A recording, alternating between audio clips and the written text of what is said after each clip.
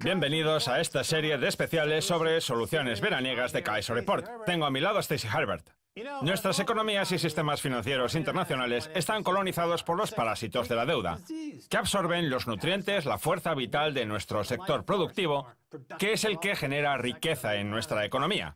Pues bien, para averiguar si hay algún tipo de solución al problema, vamos a viajar hasta Nueva York para hablar con el doctor Michael Hudson, autor de Matar al huésped, una historia sobre cómo los parásitos financieros y la esclavitud de la deuda destruyen la economía mundial. Doctor, bienvenido a este especial sobre soluciones veraniegas de Kaiser Report. Un placer estar aquí de nuevo, Max. Bien, Michael Hudson, ¿qué son los parásitos financieros y cómo perjudican al organismo económico? Pues mire, los parásitos financieros se adueñan del superávit económico y los ingresos derivados de los salarios y las ganancias de las empresas y los trasladan al sector financiero, de forma que ese dinero deja de poder utilizarse para la adquisición de bienes y servicios, lo que hace que la economía se encoja y tengamos una situación de deflación de la deuda. Ahora bien, estos parásitos no solo se adueñan del superávit económico del huésped, sino que, al igual que sucede en la naturaleza, se hacen con el control del cerebro del huésped, en este caso, de los modelos económicos, popularizando una explicación concreta sobre por qué estamos en depresión, sobre por qué la economía se encoge, que consiste en lo siguiente. La deuda no tiene la culpa porque en nuestro sistema no hay deuda. El problema radica en que los trabajadores cobran demasiado y el gobierno cobra demasiados impuestos a los ricos, por lo que no hay dinero suficiente para que se filtre a las clases más bajas y que la economía pueda seguir funcionando. El parasitismo no solo se manifiesta en forma de depresión y deflación de la deuda, sino en la creación de un nuevo modelo económico al que yo denomino la economía basura, y que es exactamente lo que los medios convencionales, ustedes no, nos quieren vender. Bien, antes de que Max le haga la siguiente pregunta, vamos a ver qué dice la Wikipedia sobre los parásitos. Los parásitos disminuyen la aptitud biológica a través de una patología general o especializada, desde la castración parasitaria o el deterioro de los caracteres sexuales secundarios hasta la modificación del comportamiento del huésped. Precisamente esa modificación del comportamiento queda especialmente patente en nuestras economías, no solo en los gobiernos, sino también en el electorado, que parece convencido de necesitar a esos parásitos. Es verdad. El problema está en que algunos parásitos ayudan al huésped, por ejemplo, a encontrar comida, porque saben que luego ellos se la comerán prácticamente toda. Hace un siglo la gente pensaba que las finanzas eran un parásito inteligente, una simbiosis con la economía industrial que sería su huésped, ofreciéndole crédito para que creciera más deprisa. Por ejemplo, hace un siglo la esperanza en Alemania era que los bancos fueran el cerebro de la economía, los que decidirían a dónde enviar el crédito productivo. Lo que pasa es que ese crédito no es productivo, aunque ese concepto no se mencione en ningún manual económico de nuestro tiempo. Todos consideran que es productivo sin darse cuenta de que se trata de un elemento corrosivo y depredador que hace que la economía se encoja. Doctor Michael Hudson, usted acaba de decir que el cerebro se ve afectado por estos parásitos financieros. Un comportamiento que se evidencia, y de qué manera, en los medios de comunicación.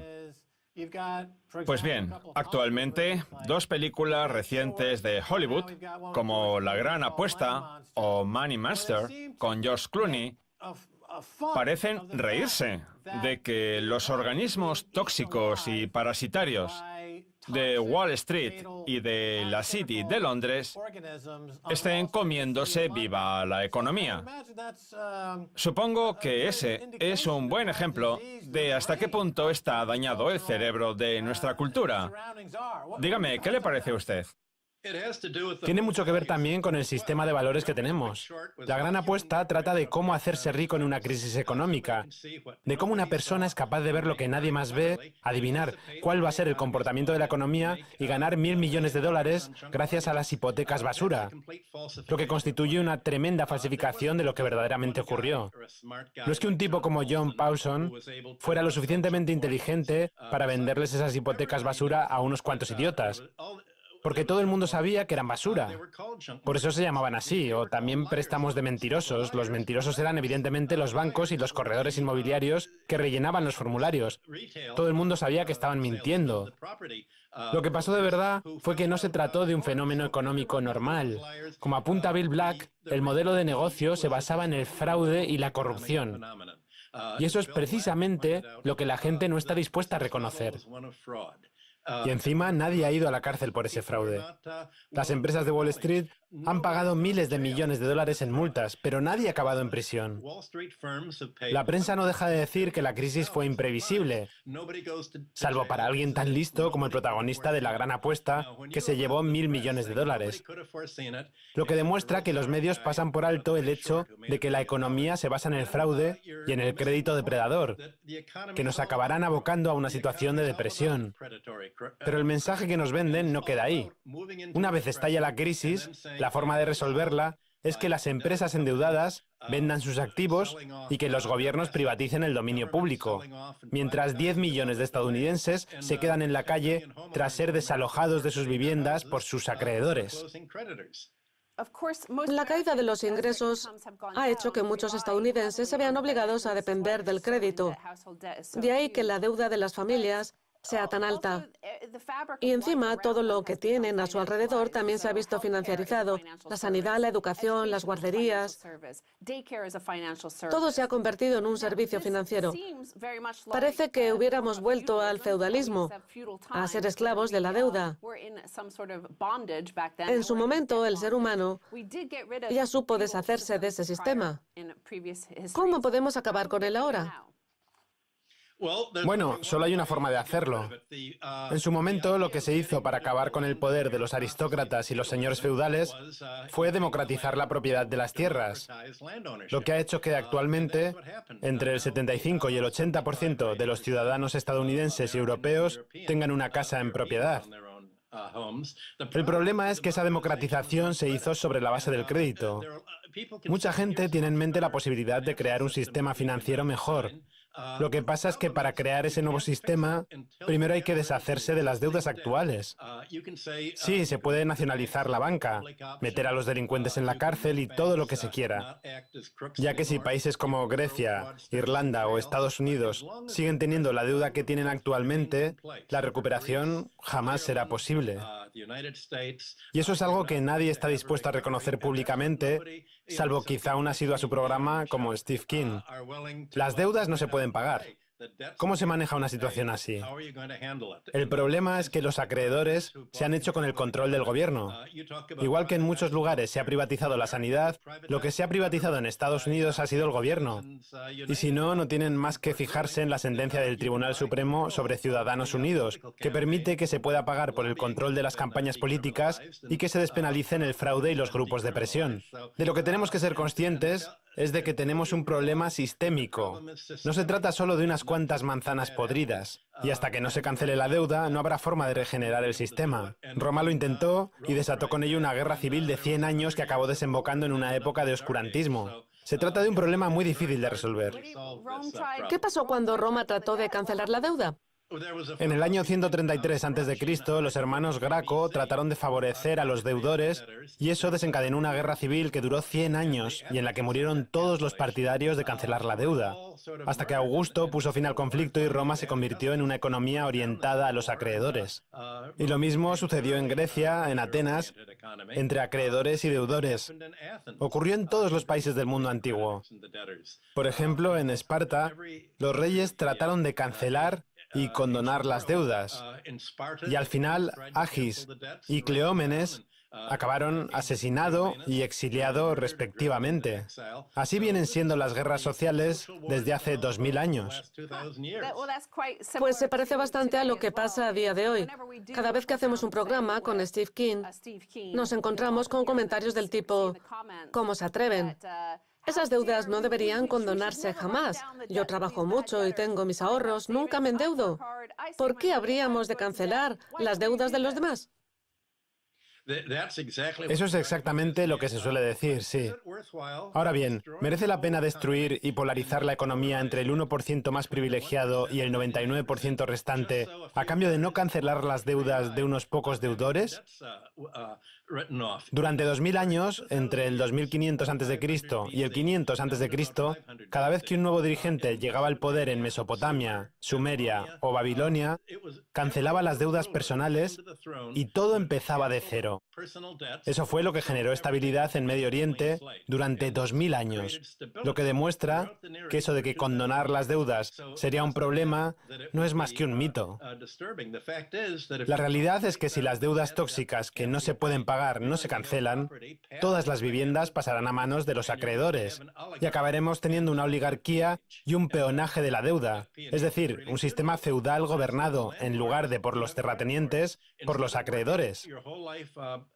Ya no estaremos atados a un pedazo de tierra, como sucedía en el feudalismo, sino a la deuda, que estaremos obligados a contraer si queremos comprarnos una casa, estudiar en la universidad para luego encontrar un trabajo con el que pagar la deuda, o comprarnos un automóvil con el que ir a ese trabajo. Al final acabaremos con un peonaje de la deuda similar al del feudalismo. Michael, vivimos en una era que yo calificaría como la de la hipnosis financiera. Lo que acaba de describir es más que evidente a día de hoy, pero también vivimos en un mundo de derivados crediticios sintéticos que los antiguos no tenían a su disposición. Los antiguos, para cuadrar su balance de ingresos y pagos, cancelaban las deudas de forma periódica. Sin embargo, a día de hoy, dada la relación existente entre los bancos comerciales, los bancos centrales y los mercados comerciales, nos vemos obligados a cargar con cientos de billones de deuda a nuestras espaldas. El problema es que mucha gente no es consciente de ello, seguramente por culpa de la financiarización, la titularización y la derivatización, por así decirlo, que caracterizan a la economía actual. A mí me da la sensación de que este neofeudalismo es igual de insostenible que el feudalismo tradicional y acabará desembocando en lo mismo, por mucho que empleen toda su inteligencia en tratar de disfrazarlo. ¿Qué opina usted? Que tienes razón, Max. La última fase del capitalismo financiero está siendo un capitalismo de casino. Los bancos centrales han bajado los intereses hasta el 0% para tratar de mantener el precio de los activos inmobiliarios, acciones y bonos con los que cuentan los bancos en sus balances generales, sin importarles lo más mínimo lo que les pase a los fondos de pensiones o a las compañías de seguros que se están desesperando ante la imposibilidad de conseguir como mínimo ese 1% anual que les permita pagar las pensiones y las pólizas. Por eso esas entidades se han visto obligadas a recurrir al juego, a los fondos de cobertura, sin darse cuenta de que estos lo único que buscan es sacarles el dinero para quedárselo ellos. Los fondos de pensiones están corriendo en una carrera de caballos amañada. Michael, tenemos que hacer una pausa. Si le parece, seguimos en la segunda parte, en la que ofreceremos muchas soluciones más.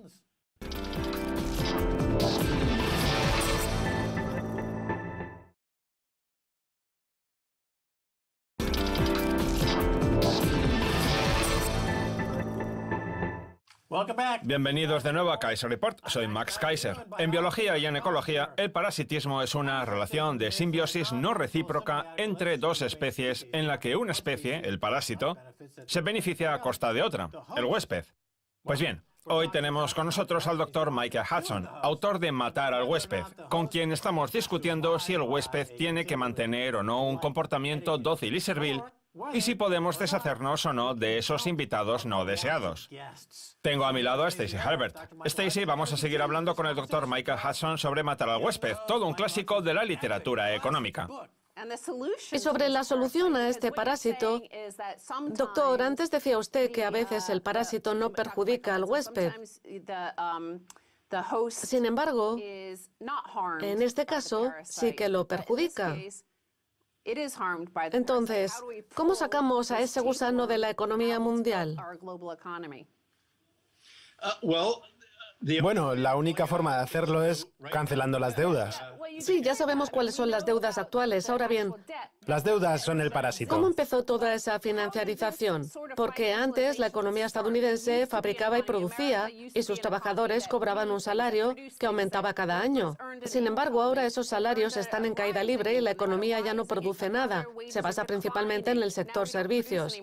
¿Cómo volvemos al punto en el que estábamos? ¿Puede contribuir Donald Trump a que Estados Unidos recupere su grandeza?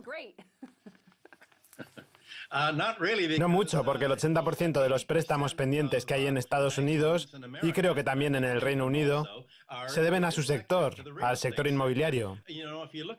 En los manuales de economía suelen salir imágenes de los bancos concediendo préstamos a las fábricas cuyos trabajadores van de un lado para otro con su bocadillo para el almuerzo. El problema es que esa realidad ya no es tal. Los bancos ya no prestan a las fábricas, sino a las empresas mafiosas que se adueñan de ellas. Mire, el gobierno podría haber nacionalizado a los bancos en quiebra como el Citibank. Y si lo hubiera hecho, no habría concedido préstamos para adquisiciones, no habría hecho apuestas con derivados y no habría financiado los casinos bursátiles. Hay que cambiar, por tanto, la finalidad de los préstamos. En la Alemania de finales del siglo XIX, los bancos prestaban dinero a la industria pesada, sobre todo al sector militar, pero también a la industria del acero. Y eso ya no pasa a día de hoy.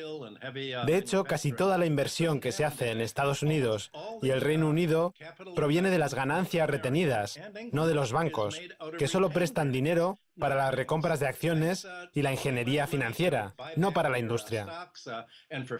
Antes las empresas estaban dirigidas por ingenieros industriales que fabricaban cosas. Ahora lo están por ingenieros financieros cuya labor consiste en robar. Vamos a hablar de la época dorada comprendida entre los años 40 y 70, en la que el nivel de endeudamiento en Estados Unidos era bastante bajo comparado con el actual. Los parásitos de la deuda parecen habernos convencido de la necesidad de contraer más deudas para volver a tiempos mejores y recuperar la grandeza de Estados Unidos. Lo que pasa es que en la época dorada de Estados Unidos había muy poca deuda, ¿verdad? Efectivamente. Antes los bancos tenían una norma.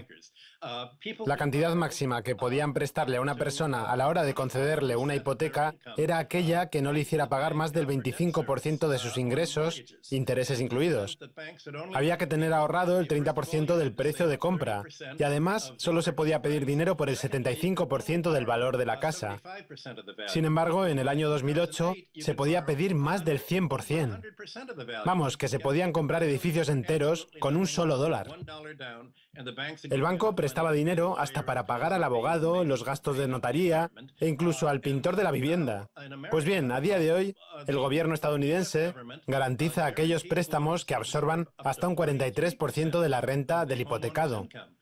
Por tanto, está claro que si una persona tiene que dedicarle un porcentaje tan importante de sus ingresos a pagar la hipoteca y además tiene que pagar sus deudas educativas y otras que hemos mencionado con anterioridad, no le va a quedar dinero para comprar bienes y servicios. Las normas bancarias sobre préstamos se han flexibilizado enormemente. No se cobran impuestos por las ganancias de capital y encima se han bajado los impuestos a la clase más pudiente. Es decir, que desde el punto de vista fiscal se ha favorecido enormemente al sector financiero, inmobiliario y de los seguros, que son el verdadero parásito. No solo el sector financiero, sino esa especie de simbiosis que ha creado con el sector inmobiliario, los seguros de salud, los monopolios, algo que nadie podía prever hace 100 años, cuando se pensaba que las economías seguirían las formas tecnológicamente más razonables y productivas, sin imaginar que se echaría por tierra el concepto de lo que es productivo y lo que no lo es. La ausencia de ese criterio es lo que nos ha hecho llegar a la situación actual, caracterizada por el exceso de endeudamiento, las rebajas fiscales al sector financiero e inmobiliario, y la subida de impuestos a los trabajadores, que es lo que ha hecho que la mano de obra de Estados Unidos, el Reino Unido y Europa ya no pueda competir con la de otros países en los que no existe esa burbuja inmobiliaria. Doctor Michael Hudson, no sé si estará al corriente, pero Hillary Clinton ha anunciado su intención de arreglar la economía, nombrando a Bill Clinton como su gurú económico. ¿Cree que lo logrará? No creo. De hecho, Bill Clinton fue quien derogó la ley Glass-Steagall y quien dejó que los bancos se convirtieran en los capitalistas de casino de los que hablaba Max. Él fue quien desregularizó el comercio con derivados y quien impulsó el TLCAN, ese nefasto tratado de comercio entre Canadá, Estados Unidos y México, que es la base de los actuales acuerdos Transpacífico y Transeuropeo. Vamos, que está claro que Clinton trabaja para el 1% más privilegiado, que es quien lo financia. No en vano, el Partido Demócrata está en manos de esas élites, que son las que eligen a los candidatos. Y, por ejemplo, lo que sucedió el fin de semana pasado en Nevada. Aunque el socialista Bernie Sanders está ganando en un montón de estados, alguien del Partido Demócrata dijo: me da igual todos los estados que pueda ganar Sanders. Quienes mandamos en el partido somos nosotros. Esto no es un partido democrático. Los ricos somos los que ponemos y quitamos candidatos y nosotros apoyamos a Hillary. El resto ya puede largarse de nuestro territorio. O sea que en las próximas elecciones estadounidenses van a enfrentarse la mujer y el hombre más odiados de todo el país. La pregunta es, ¿a quién odia la gente más? ¿A Hillary o a Trump? Hablando de parásitos y huéspedes, su alusión a cómo infecta el parásito el cerebro del huésped para hacerle creer que lo que se está haciendo está bien hecho me parece fascinante. Otro ejemplo de comportamiento parasitario son los huevos que pone el parásito en el huésped y con los que da lugar a su descendencia. Si nos fijamos en la economía mundial, parece que el comportamiento más parasitario y peor de todos parece ser el de Japón, al que parece darle igual llevar su propia economía a la ruina con tal de proporcionar dinero barato a financistas y especuladores inmobiliarios, los parásitos a los que hace referencia usted. ¿Tengo razón en lo que digo? Y si es así, ¿qué opina usted? ¿Ese modelo es sostenible? Sí, después de la Segunda Guerra Mundial, el general MacArthur, el aristócrata que diseñó la recuperación económica de Japón, dijo que odiaba la mano de obra y el socialismo, y se puso del lado de las mafias, de la yakuza.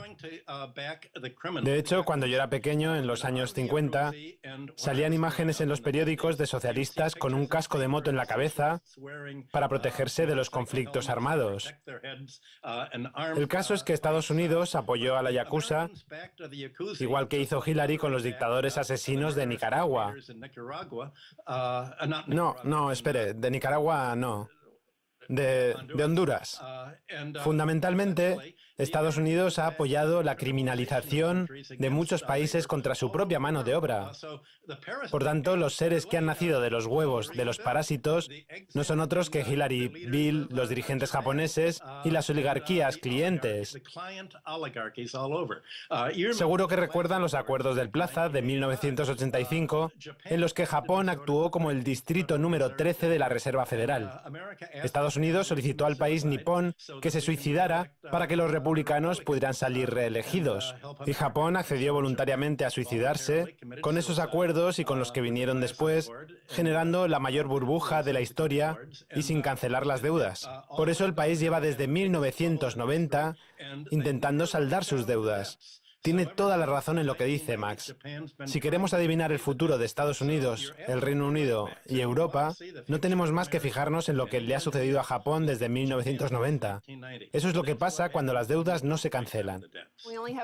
Nos quedan un par de minutos, Michael, y hablando de suicidio y de matar al huésped, quería decir que la cantidad de deuda que una economía puede contraer tiene un límite, algo que se ha visto con mucha claridad recientemente en Estados Unidos con la caída del precio de la gasolina. Los economistas se quedaron de piedra al comprobar que esa bajada del precio no venía acompañada de un aumento del consumo por parte de los ciudadanos. Pues bien, ahora un estudio revela que el 40% de ese dinero ahorrado fue a parar a cubrir los costos sanitarios. El algoritmo está tan bien diseñado que sabe perfectamente los centavos que se ahorra cada ciudadano al mes y aprovecha para cobrárselos en concepto de otra comisión. ¿Dónde acaba esta estafa Ponzi de la deuda?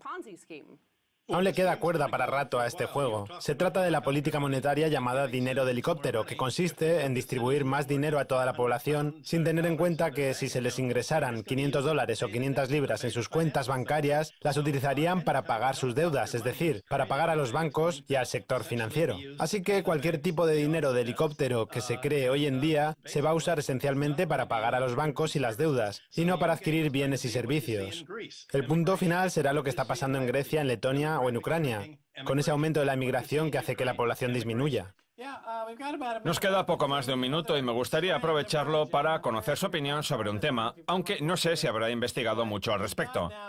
Me refiero a la entrada de los robots en el sector de la comida rápida. Por ejemplo, los establecimientos de Kentucky Fried Chicken y de Wendy's están plenamente robotizados. A los vehículos autónomos que privan de trabajo a transportistas y taxistas.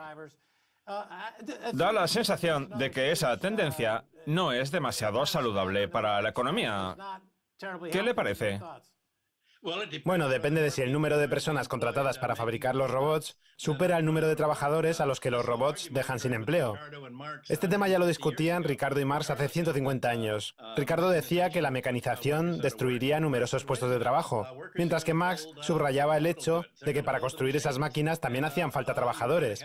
Y encima la gente podría llevar una vida más ociosa como consecuencia de ese incremento de la productividad.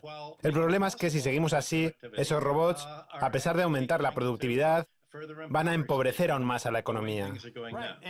Utilizando la metáfora de los parásitos una vez más, supongo que los intereses negativos serían como si el huésped se pusiera a sangrar por todos los poros, ¿no es así?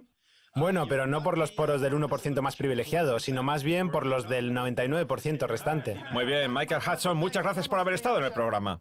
Ha sido un placer, Max. Muy bien, esto es todo por hoy en este especial de Soluciones Veraniegas de Kaiser Report 2016. Somos Max Kaiser y Stacey Herbert. Quiero dar las gracias a nuestro invitado, el Dr. Michael Hudson, autor de Matar al huésped. Si quieren contactar con nosotros, escríbanos un tuit a Kaiser Report. Hasta la próxima. Adiós.